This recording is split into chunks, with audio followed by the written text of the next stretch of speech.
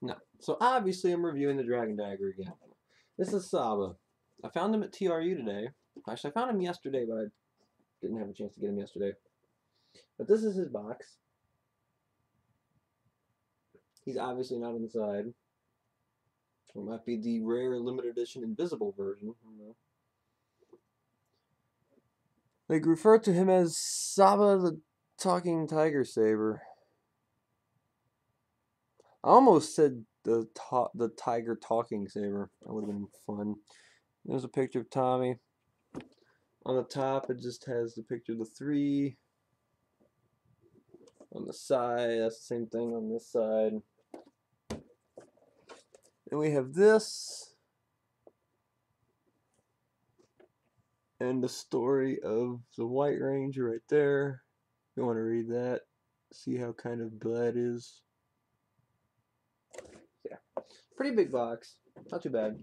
I was going to get out my dagger, but I have it over there kind of sitting behind my Legacy Swords. And I kind of don't want to get to it because I have to move all of them off the shelf. And so I decided to not do that. I wanted to do a comparison in size and everything. Plus, I'm not in my normal new toy review setup because I want to make sure I have enough room to hold this thing as possible. This isn't even in its battle mode. This is still in its sheath mode because when he used to fight it, the blade extended. It is about 27.5 inches. I did a measurement before I did this. Start off with the blade here. The blade is a very sturdy plastic. Like, it's not gonna bend. I'm trying my best to try. It's a lot more tough and durable than the little blade around the dagger was. It was bendable. This isn't. It's really good. It's got little textures inside the blade there. Not bad. We'll get to them. These are all engraved. As you can kind of engrave. So you can feel. This is plastic as well. Then we get to this part. Die cast. The coin is die cast. This part is die cast. This is die cast, and so is the other one here. Along with the spikes here are die cast as well, but they're not pointy, so you don't have to worry about hurting yourself with them. Not too bad. It has a weird kind of, not like the coin's weathered effect, more of like someone tried to water paint inside the thing. You'll see what I mean when you look at it in person. It looks a bit odd at first, but it really makes the details of the tiger coin stand out. You can kind of get the idea there. We got the handle. Got two buttons there. I'll go over those in a second. There's the on-off switch on the back. There's some buttons on the back of Saba's head. And then here is Saba's face itself. It's got like a black wash, I think that's the term, effect on it. But it's spot on detailed. And this whole helmet is metal, die cast, and reflective. Like, I can see myself in it right now on this side. Hi me, how am I today? But all in all, it's beautiful. Now all the die cast is on this end with these and this. So if you hold it by the handle, it's actually not that heavy. But if you hold it over here, you can feel the weight. So it's got a good weight to it, but you're holding it on the end with all the metal, so it doesn't feel all that heavy. Believe it or not. Ooh, that didn't sound good.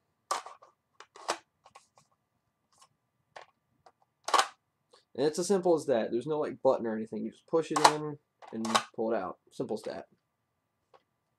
So like I said, on off switch is back here.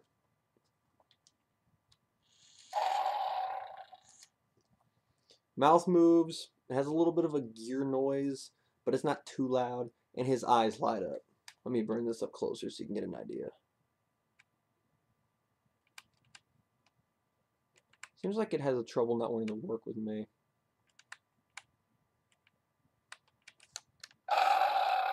Okay, so never mind. So you got the two buttons on the back here. There's a left one and a right one, and then you got two buttons here. One for if you want to hold him like this, and another for if you want to hold him, you know, like an actual sword. They both do the same thing. They kind of cycle through the same three sounds that the Dragon Dagger had. You have to have a delay in between them. So if you want to mash to have the same sound repeat itself, I'm not repeating that. I hate that sound. That's all those do. It's the same down here.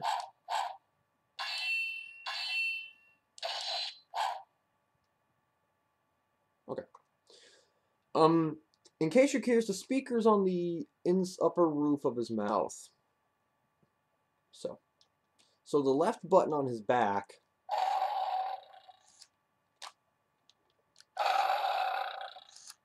that's all it does.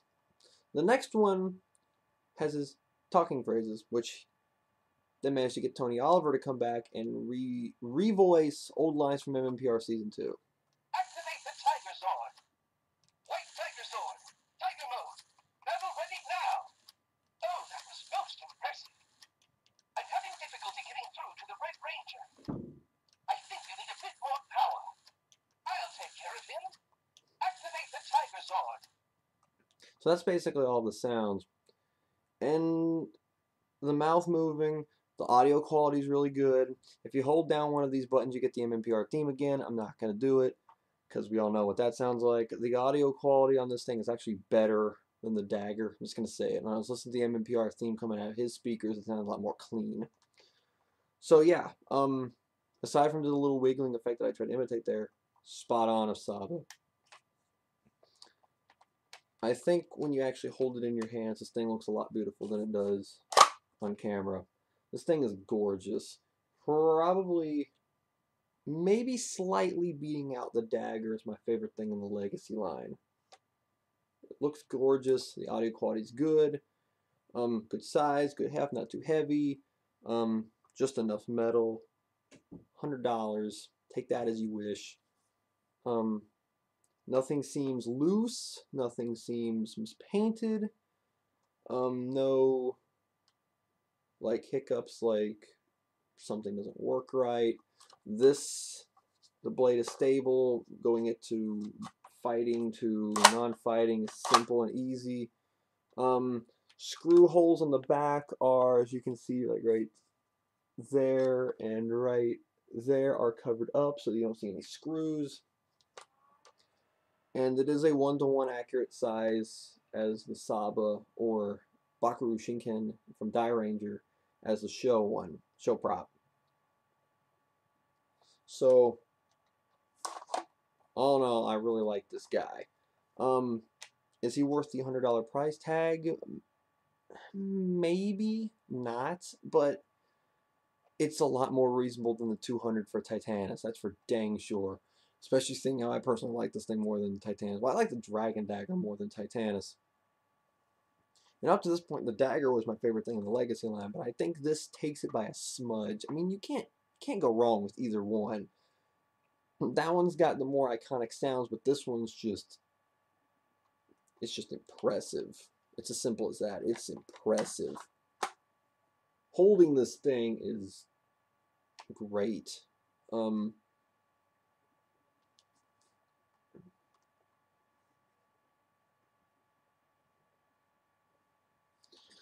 I'm impressed with just how it looks. It is, like I said, it's about 27.5 inches long. So good luck trying to find a place for this. But all in all, it's my personal favorite of the Legacy lineup to this point. I don't love it astoundingly more than I do the Dagger, but I like it a little bit more than the Dagger in the sense of having just the details, the sculpt on his head, the sounds of having Tony Oliver come back and voice Saba was really clean audio, unlike the sometimes scratchy audio. I mean, the audio coming out of that thing was still good, but it was a little bit scratchy at times. But this one is, I don't think I have any complaints with this thing, to be perfectly honest with you. Other than, like I said, maybe the price could be docked down a little bit, but $100 still isn't too bad. Like I said, it's a lot better than the 200 for Titanus. Especially seeing how I think this thing would, I can actually believe it being 100.